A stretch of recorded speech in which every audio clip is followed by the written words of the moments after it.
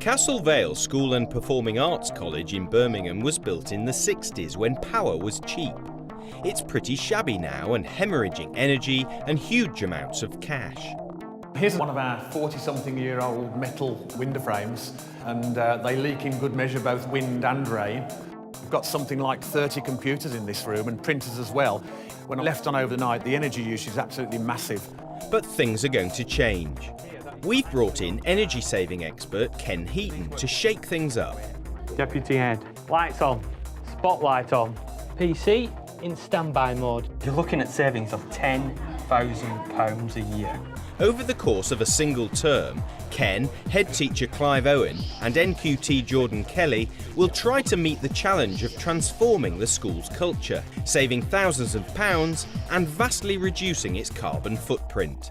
Castle Vale is going green.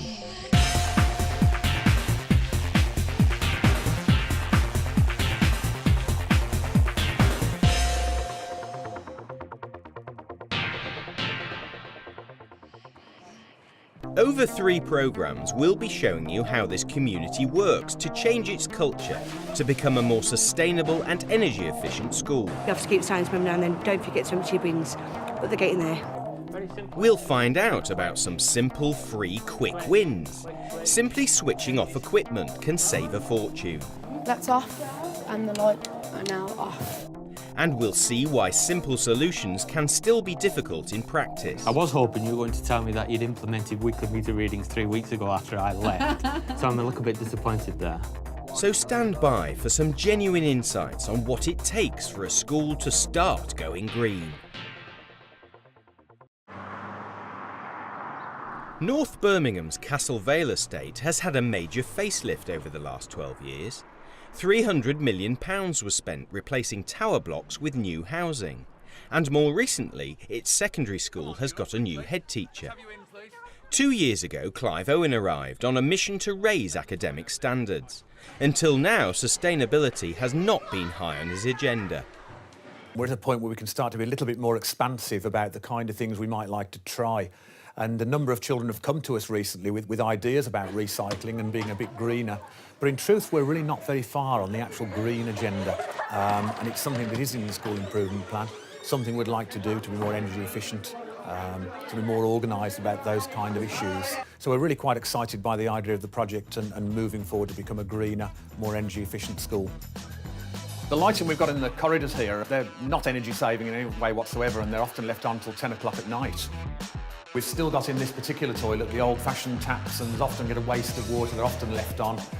And the heating system wastes a lot of money too. But site manager Martin Field can do very little about it. The heating system is very old and it's not zoned. The heating's either on or off. Having seen the fantastic boilers that we've got, the other end of the system is these radiators, old cast iron, very inefficient, and no valves for any temperature control. Here's one of about 15 or so air conditioning machines we've got in the school now. Our problem is, when I'm leaving school of a night time, we often find a number of them just left on, and I have to go round and press the buttons and turn them off. Here's one of our more bizarre issues regarding energy conservation. Up in the roof there, when you look, is our heating pipes. And it's clearly a big issue. It's very cold in here. The heating doesn't have any impact whatsoever. What we can do about it, I've no idea, but a very strange 1960s building. Picking up on our challenge to get greener by Christmas is NQT Jordan Kelly. He's volunteered to lead the school's drive towards sustainability, a brave move in his first full year of teaching science. He's a man who's passionate about the environment and the contributions schools can make.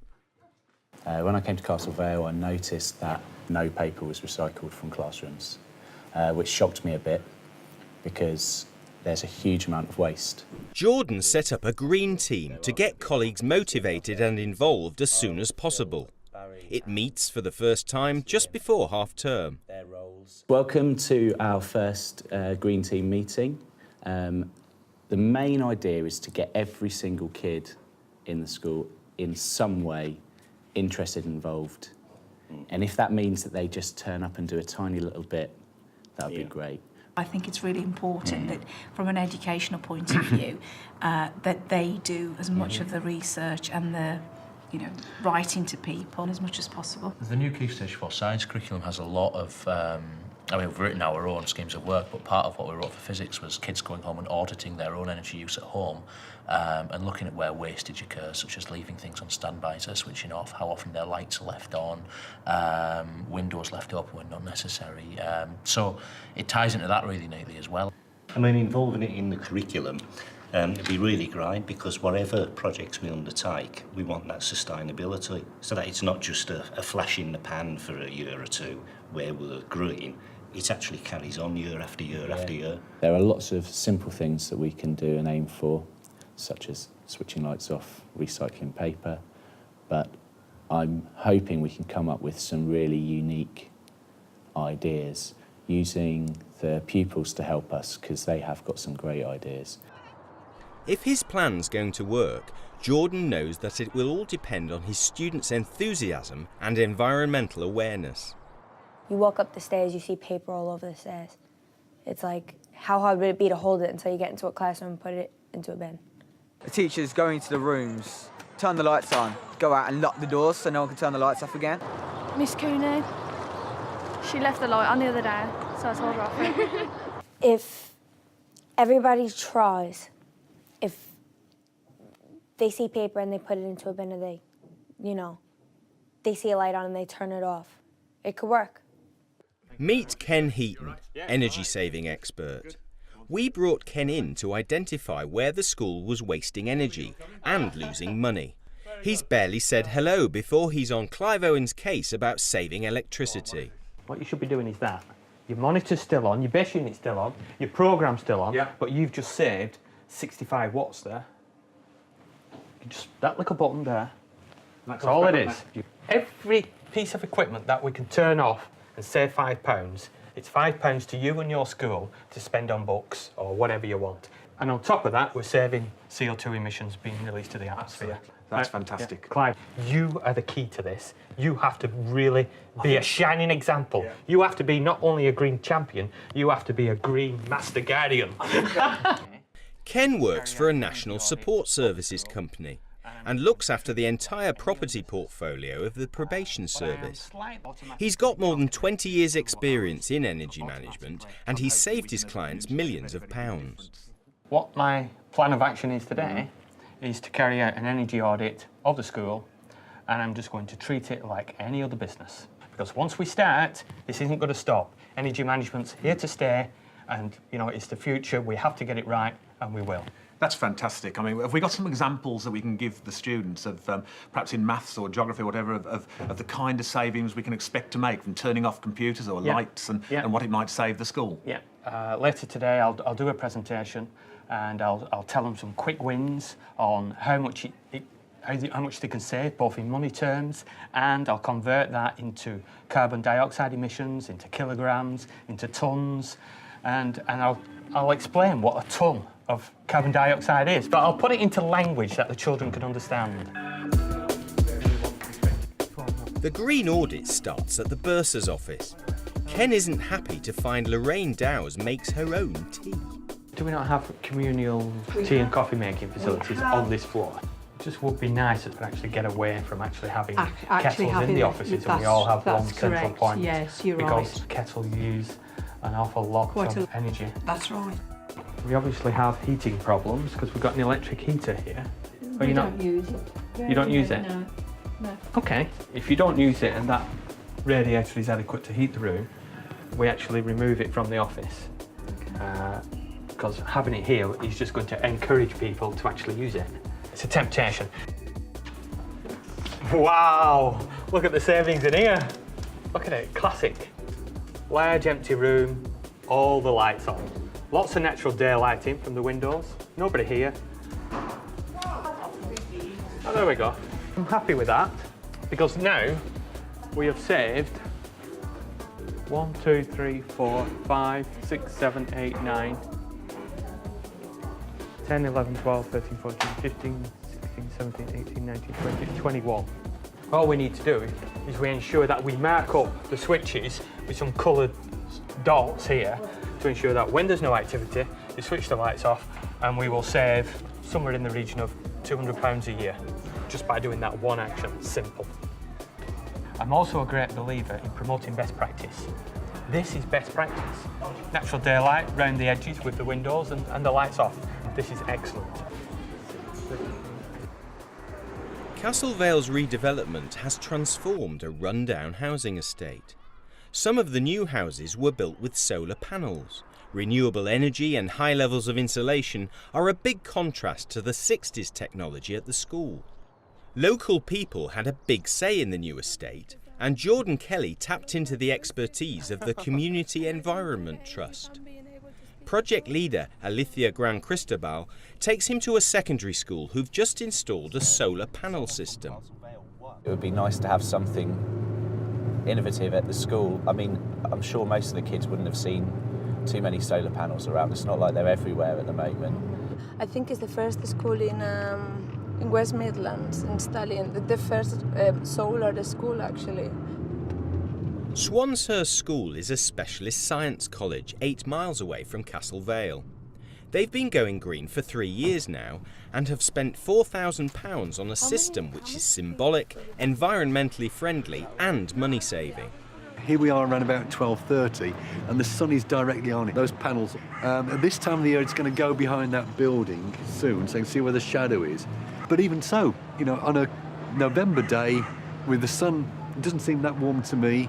Those panels are generating heat for our water, and that water is saving us money, and it's saving the environment, it's saving the CO2.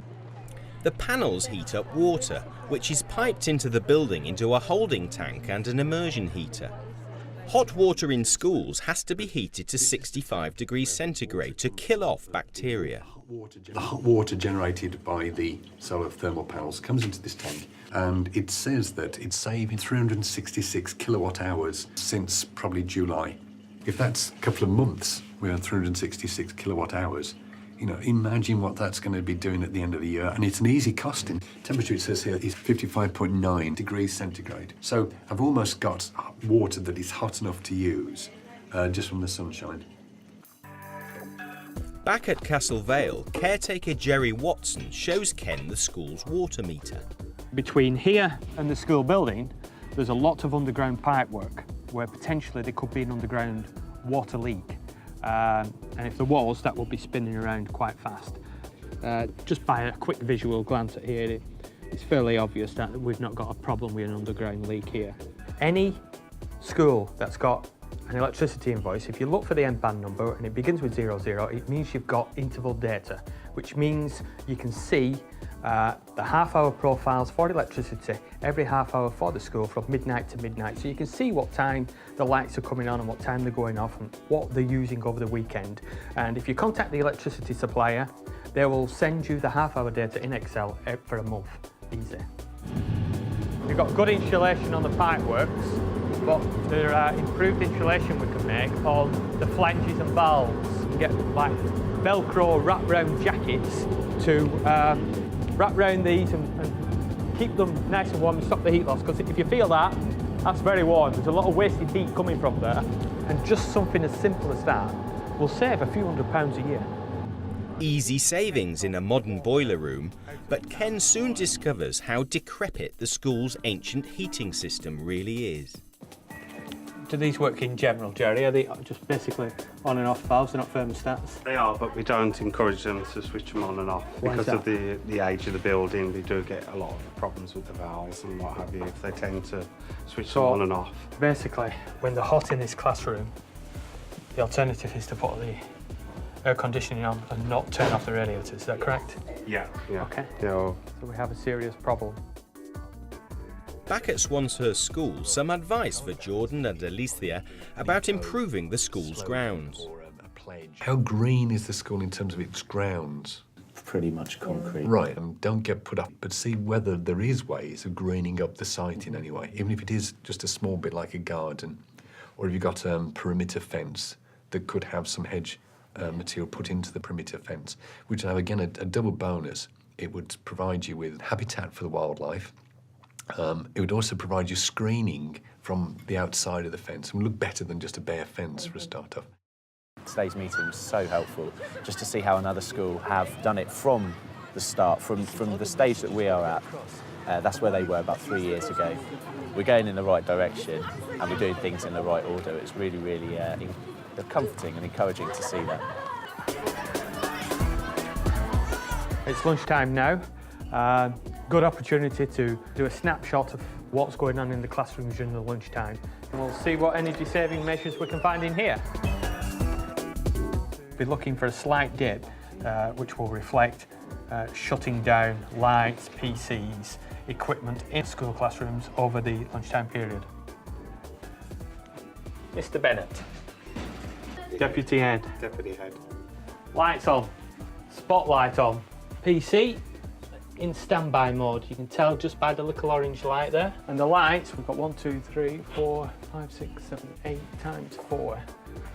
Another PC monitor in standby mode. That's in standby mode as well.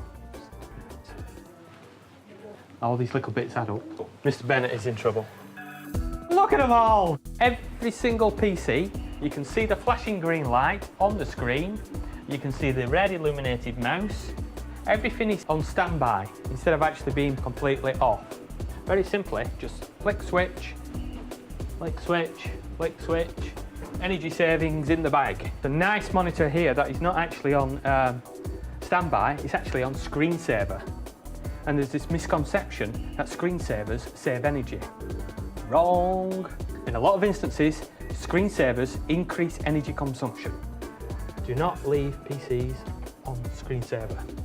Castle Vale has more than 400 PCs, so there's huge scope for saving money. Assuming 50% of the PCs are left in screensaver, and we take them off screensaver and just turn them off, out of normal operational hours within the school, you're looking at savings of £10,000 a year.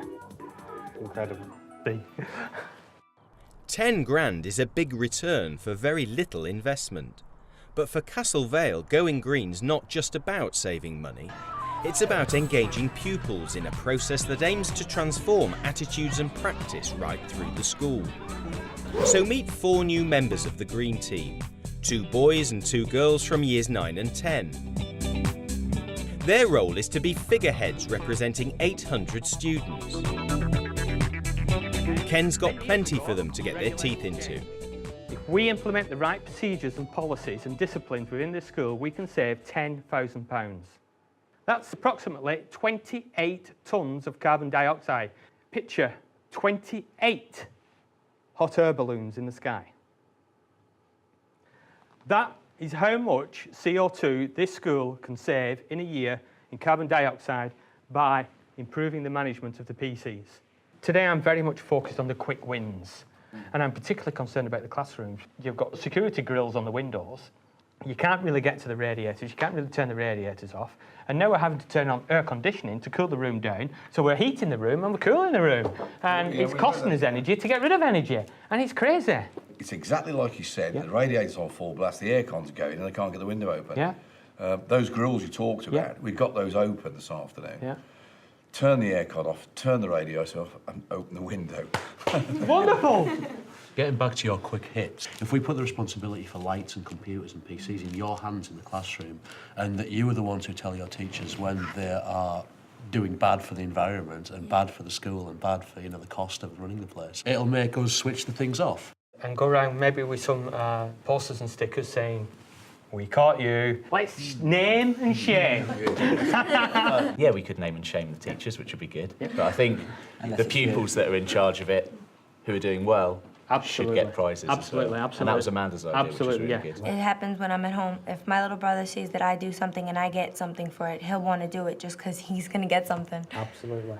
There's a lot to do, and you can't do it all at once, and you mustn't do it all at once, because you're all very busy people, and we've got to face it, and we've got to plan it, and we've got to target it, and we've got to be successful at this. Ken is encouraged by the school's honesty and commitment. After a long day, he sums up his feelings. They've been very open, they've been very frank. They could have hidden some of the things today from me. They could have put on a show, so to speak, but they didn't. They showed me all as it was. And now we've drawn a line in the sand. We said, right, OK, now we know where we were. We know what we've got to do. Now is the time to change, and hopefully over the next 2 or 3 months, we can show progress graphically on what we've saved.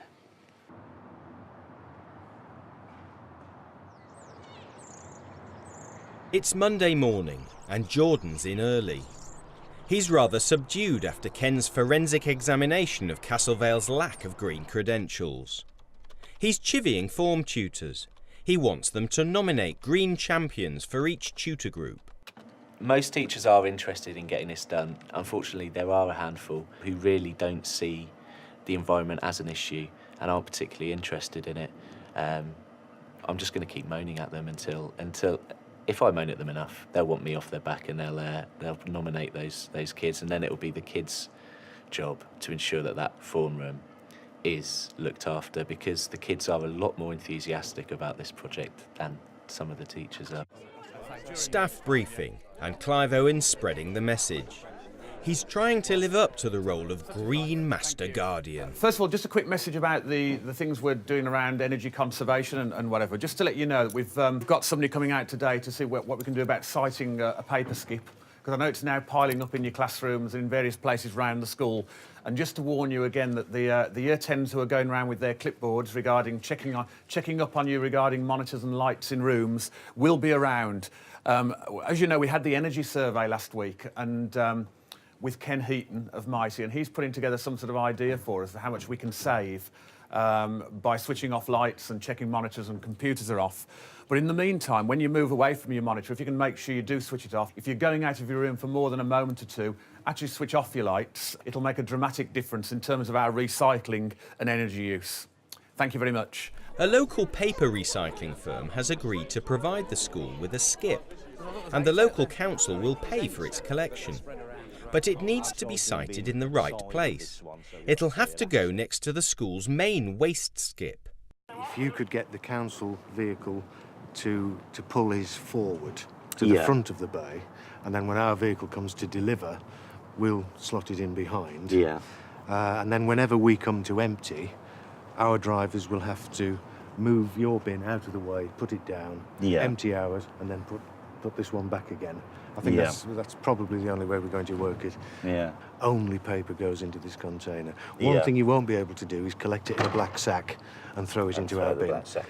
Because the paper will go direct to the paper mill in the truck, and it'll be tipped directly there, and they'll use it straight away. There won't be any sorting, so we can't have plastic bags or anything like that. So we've got to make sure that we do that effectively. That's right, yeah.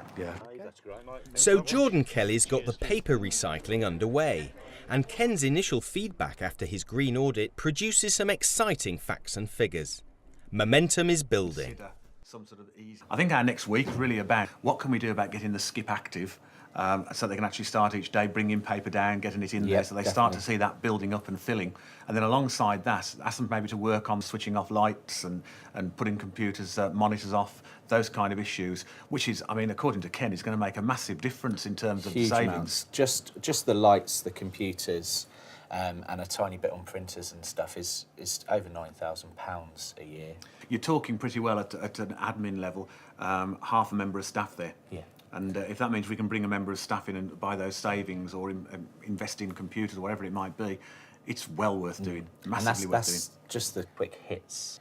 Obviously, we're going to have the Green Champions as a reminder soon. Still waiting for a few form tutors to get back in touch, but I'm sending out moany emails. Fierce reminders now, Jordan. It's really important we get those, because we want to keep the impetus going. I think those 2 green champions in each form will make a big difference, because they're going to be kids who are passionate about it. And unfortunately, there's some forms have had their green champions for 2 weeks now, and they're just sitting there doing nothing whilst we wait for the rest of the guys to nominate theirs.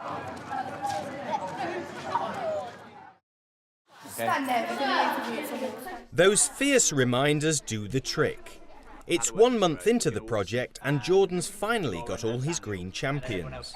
Time to brief them on their new roles and responsibilities. Now I'm going to introduce you to these guys. They're working quite closely with me to keep everyone on track. You are going to be in charge of your form rooms. In the mornings, you get there, and if the lights are on and your teacher isn't there, your form tutor isn't there, when they get there, you just have a bit of a moan at them for leaving their lights on. Fair, but did some of the teachers lock the doors on, Some of the... OK, so if the door's locked and the lights are on, then you have to have an extra big moan for me, OK? Because that means that no one can get in and turn it off. What should we do if we go past any classroom and it's on and no one's in there? Yep, similarly, if no one's in there and the lights are on, just the lights, switch the lights off, OK? After school, do the same. Pop back quickly. If the lights are on and there's no one there, just switch them off. Each form room's going to have a big tub for recycling paper. It's your teacher's job to fill that tub. It's going to be your job to empty it. At the end of the year, we're going to have some rewards for the form rooms that are doing the best. If you don't do too well, we'll name and shame you and your form tutor in one of the assemblies.